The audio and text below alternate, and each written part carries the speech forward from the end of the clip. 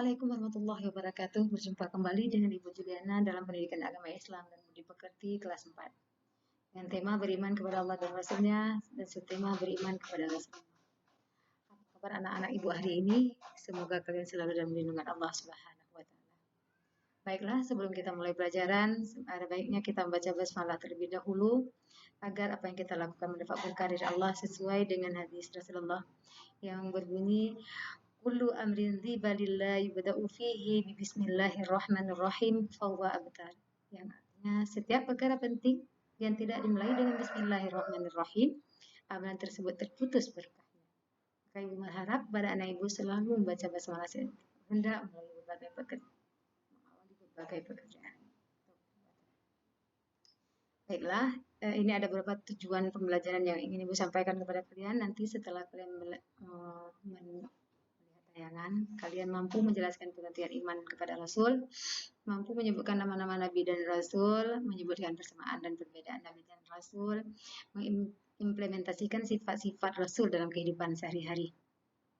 Baiklah, kita melihat pengertian iman kepada Rasulullah. Secara istilah, yang dimaksud beriman kepada Rasul Allah adalah meyakini dengan sepenuh hati bahwa Allah menciptakan para utusan yang kita sebut para Rasul dan meyakini kebenaran kerasulan mereka dan kebenaran ajaran yang dibawanya tanpa keraguan sedikit pun. Adapun hukum beriman kepada para Rasul Allah ini wajib. Allah berfirman dalam Al-Quran surah Al-Fat ayat 13 sebagai berikut. A'udzubillahi minasyaitonirrajim. Bismillahirrahmanirrahim. وَمَنْ لَمْ يُؤْمِنْ بِاللَّهِ وَرَسُولِهِ فَإِنَّا أَعْتَدْنَا لِلْكَافِرِينَ سَعِيرًا. Artinya, dan barang siapa yang tidak beriman kepada Allah dan Rasul-Nya, maka sesungguhnya kami telah menyediakan untuk orang-orang kafir itu neraka yang menyala-nyala. Baiklah anak ibu, semoga kalian mampu menerapkan rukun iman yang keempat ini, yaitu beriman kepada para Rasul. Sekarang kita melihat pengertian dari Nabi dan Rasul. Nabi adalah seorang laki-laki yang dipilih oleh Allah Subhanahu wa taala dan dikaruniakan wahyu kepadanya, tetapi tidak diperintahkan untuk menyampaikan kepada orang lain. Sedangkan Rasul, seorang laki-laki yang dipilih oleh Allah Subhanahu wa taala yang dikaruniakan wahyu kepadanya serta diperintahkan untuk menyampaikan kepada umatnya. Sifat-sifat Rasul ada 3 jenis, ada sifat wajib yang terdiri dari siddiq, amanah, tabligh, fatanah, dan sifat mustahil yaitu lawan dari sifat wajib yang terdiri dari kadzib, khianat, kitman, baladah, dan sifat harus atau jaiz yang merupakan sifat Rasul yang sama seperti sifat yang dimiliki oleh sifat manusia yang lain, yang manusia biasa. Dan tidak menjatuhkan martabat kerasulan mereka. Contohnya mereka makan, minum, letih, sakit, dan sebagainya. Kenapa Rasul dipilih dari kalangan manusia? Hikmahnya adalah dapat menunjukkan contoh ikutan yang baik dan sempurna, menunjukkan kemuliaan manusia sebagai makhluk Allah Subhanahu wa taala di muka bumi. Manusia lebih mudah beriman, menjadi ujian kepada manusia sama ada mengakui kebenaran Rasul ataupun mendustakannya. Rasul-Rasul Allah bertugas membimbing manusia atau umat agar hidupnya berada di jalan yang benar. Perilaku yang mencerminkan beriman kepada Rasulullah antara lain dalam hal ibadah, dalam berperilaku sehari-hari, dalam bekerja dan mencari penghasilan, dalam perjuangan menegakkan agama ma'ruf nahi munkar, dan dalam mengikuti dan mengembangkan sifat-sifat wajib dan menghindari sifat-sifat mustahil bagi Rasul. Sekarang kita melihat mukjizat yang diberikan kepada para Rasul. Apa itu mukjizat? Mukjizat adalah kejadian luar biasa yang terjadi pada para Rasul untuk mendukung bukti kenabian dan kerasulan. Mukjizat itu ada 2 jenis, ada hisiah dan ada maknawiyah.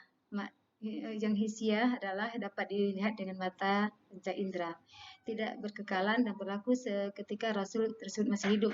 Contohnya seperti mukjizat yang diberikan kepada Nabi Isa, Nabi Saleh dan Nabi Muhammad, yaitu Nabi Isa dapat menyembuhkan orang buta dan supa, Nabi Saleh mengeluarkan unta dari batu dan Nabi Muhammad membelah bulan dan peristiwa Isra dan Mi'raj. Sedangkan maknawiyah dapat dipahami melalui pemikiran dan perhatian berdasarkan ilmu kekal hingga hari kiamat. Contohnya seperti Al-Quran. Nama-nama Nabi dan Rasul Allah yang wajib kita ketahui antara lain ada 25. Nabi dan Rasul. Untuk mudah mengingatnya, mari kita nyanyi bersama-sama.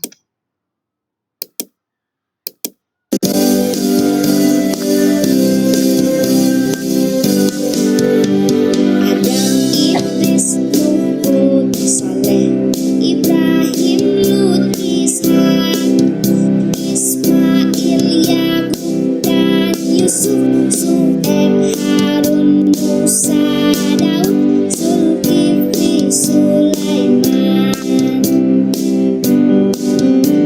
Ayub, Yunus, Zakaria, Ilyas dan Ilyasa, Yahya, Isa dan Muhammad, itu semuanya nabi kita orang Islam.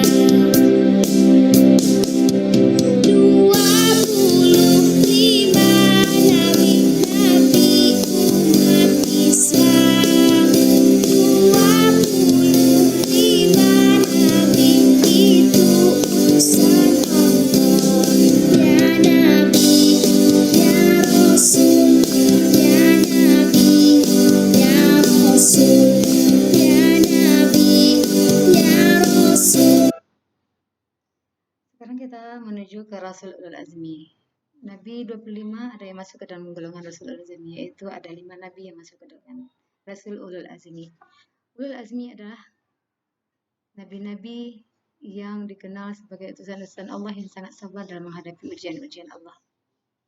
Mukjizat-mukjizat Nabi dan Rasul Ulul Azmi.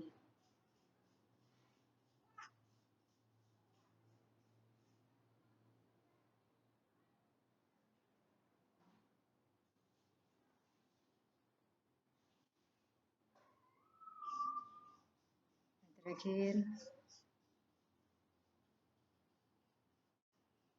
baiklah, setelah kalian menyaksikan tayangan dari Ibu mengharapkan menegaskan kalian untuk melakukan diskusi tentang sifat-sifat yang mencerminkan beriman kepada Nabi dan Rasul. Nanti kalian berdiskusi bentuk kelompok berjumlah satu kelompok 5 orang, kalian bentuk 4 kelompok. Dengan berakhirnya tayangan tadi, maka pembelajaran kita hari ini berakhir. Ibu ucapkan terima kasih. Assalamualaikum warahmatullahi wabarakatuh.